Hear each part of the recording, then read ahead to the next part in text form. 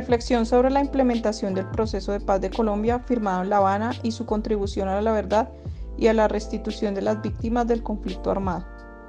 La implementación del proceso de paz de Colombia, firmado en La Habana entre el gobierno colombiano y las FARC-EP, Fuerzas Armadas Revolucionarias de Colombia, Ejército del Pueblo, ha sido un paso histórico en busca de poner fin a décadas del conflicto armado y violencia en el país. Este proceso ha tenido importantes implicaciones en términos de verdad y restitución de las víctimas del conflicto armado, aunque también ha enfrentado desafíos y críticas a lo largo del camino. En términos de verdad, el proceso de paz estableció la Comisión para el Esclarecimiento de la Verdad, la Convivencia y la No Repetición, CEB, cuyo propósito es investigar y documentar las violaciones de derechos humanos y crímenes cometidos durante el conflicto. La CEB ha trabajado para brindar a las víctimas la oportunidad de contar con sus historias y contribuir a la construcción de una narrativa colectiva sobre lo ocurrido. La búsqueda de la verdad es fundamental para sanar las heridas y construir una sociedad más justa y reconciliada. En cuanto a la restitución de las víctimas, el proceso de paz ha establecido medidas para reparar a las personas afectadas por el conflicto. El acuerdo de paz incluye disposiciones para la restitución de tierras a las comunidades desplazadas por la violencia y para la reparación integral de las víctimas, incluyendo medidas de satisfacción, indemnización y rehabilitación. Estas medidas buscan compensar en lo posible los daños sufridos por las víctimas y ayudarles a reconstruir sus vidas. Sin embargo, la implementación del proceso de paz no ha estado exenta de desafíos. Ha habido obstáculos en la ejecución de algunos aspectos del acuerdo, incluyendo la reintegración de excombatientes a la sociedad, la implementación de procesos de desarrollo rural y la garantía de la seguridad de líderes sociales y defensores de derechos humanos. Además, ha habido críticas sobre la impunidad para algunos responsables de crímenes atroces y la necesidad de lograr una justicia plena y efectiva para las víctimas. El contexto colombiano posterior a la firma de los acuerdos de paz en el 2016 ha sido complejo y lleno de desafíos. Aunque los acuerdos representaron un hito importante en la historia del país al poner fin a más de medio siglo de conflicto armado con las FARC, la implementación y el proceso de transición hacia la paz ha enfrentado diversas dinámicas políticas, sociales y económicas que han influido en la manera que se han desarrollado. La reintegración de los excombatientes de las FARC a la sociedad ha sido un proceso desafiante. Si bien algunos han optado por participar en proyectos productivos y de reintegración, otros han enfrentado dificultades para encontrar oportunidades económicas y sociales. La falta de empleo y el estigma social son algunos de los obstáculos que han enfrentado. Seguridad y violencia.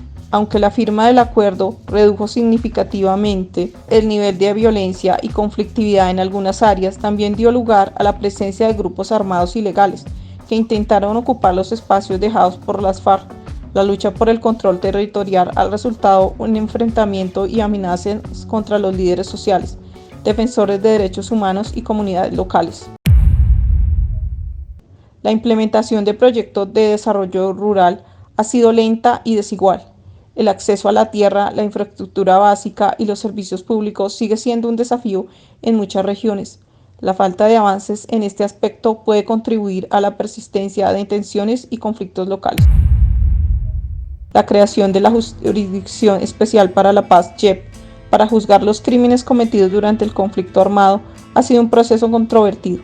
Ha habido críticas tanto de sectores que consideran que la JEP es demasiado indulgente como de aquellos que consideran que es demasiado punitivo. El equilibrio entre justicia y reconciliación ha sido un tema central en este proceso. Participación política. Las FARC se transformaron en un partido político legalmente reconocido tras la firma de los acuerdos. Sin embargo, la participación de excombatientes en la política ha sido un proceso complejo, con desafíos en términos de aceptación pública y competencia en un escenario político ya fragmentado. Cambios en el liderazgo político y las orientaciones ideológicas del gobierno han tenido impactos en las implementaciones de los acuerdos. Las visiones y prioridades políticas pueden influir en la asignación de recursos y enfoques hacia la paz y la reconciliación.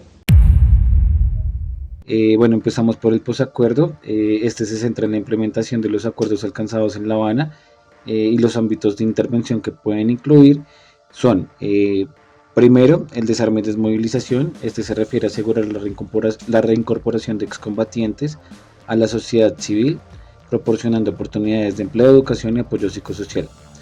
La siguiente es la reforma agraria, que se refiere a garantizar el acceso a tierra para comunidades rurales marginadas y para trabajar en la transformación de la estructura agraria para reducir las desigualdades. La siguiente es la participación política. Esta se refiere a fomentar la inclusión de antiguos combatientes en la política y empoderar a comunidades históricamente excluidas.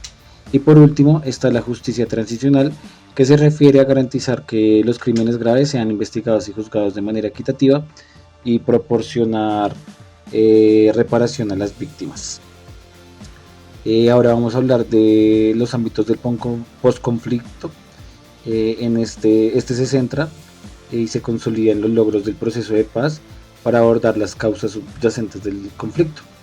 Los ámbitos de este son el desarrollo económico y social, que se refiere a promover el crecimiento económico inclusivo, especialmente en áreas previamente afectadas por el conflicto, mediante inversión en infraestructura, educación y salud. El siguiente es la reconciliación. Esta se refiere a facilitar el diálogo y la cooperación entre diferentes grupos sociales para superar la desconfianza y la polarización generadas por el conflicto. La siguiente es la gobernanza y la participación ciudadana. Esta se refiere a fortalecer las instituciones democráticas y garantizar la participación activa de la sociedad civil en las decisiones que se toman. Y por último está la prevención de la violencia. Esta se refiere a implementar estrategias para prevenir la resurgencia de la violencia, como la desarticulación de grupos criminales y la promoción de la cultura de paz. Por último, vamos a hablar de la construcción de paz. En este proceso se continuó en la búsqueda por crear una cultura de paz sostenible y a largo plazo. Los ámbitos de la construcción de paz son: primero, la educación para la paz, que se refiere a fomentar la educación en valores de convivencia, respeto y tolerancia desde las edades tempranas. Segundo, la inclusión social, que se refiere a abordar las desigualdades profundas que contribuyeron en el conflicto, pues brindando oportunidades iguales para todos los grupos étnicos y sociales. Tercero, la mediación y resolución de conflictos. Esta se refiere a desarrollar capacidades locales para gestionar conflictos de manera pacífica y evitar su escalada. Y por último, los derechos humanos, que se refiere pues a fortalecer la promoción y la protección de los derechos humanos como base de la paz y la justicia. Los retos que suponen la paz en Colombia son la reincorporación efectiva, la reforma estructural, la seguridad, la participación política, la reconciliación social, la economía ilícita y la implementación sostenible. Vamos a empezar hablando por la reincorporación efectiva. Esta se refiere a garantizar una reintegración exitosa de excombatientes en la sociedad, incluyendo un acceso a empleo, educación y atención médica. La siguiente, que es la reforma estructural, se refiere a abordar las desigualdades históricas en la distribución de tierras y recursos para prevenir la reproducción de conflictos. La siguiente es la seguridad, que se refiere a asegurar la protección de líderes sociales, defensores de derechos humanos y comunidades vulnerables ante la amenaza de diferentes grupos armados y actores ilegales. La siguiente es la participación política. Este reto se refiere a evitar la estigmatización de los excombatientes y asegurar su participación efectiva en la vida política del país. La que sigue es la reconciliación social. Este reto sugiere superar la polarización y la desconfianza arraigadas en la sociedad colombiana a través del diálogo y la educación. La que sigue es la economía ilícita, que se refiere a enfrentar los desafíos relacionados con los cultivos de coca y la economía de narcotráfico que han alimentado el conflicto y la violencia. Y por último, la implementación sostenible, que se refiere a garantizar la continuidad de los esfuerzos de construcción de paz a lo largo del país y a través de los cambios de gobierno.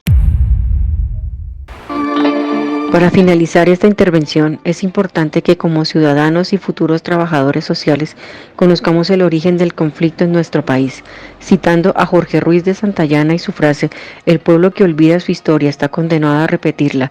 Después de casi 2 décadas de conflictos entre colores, ideas, territorios y poder, los grandes perjudicados han sido los que no tienen voz.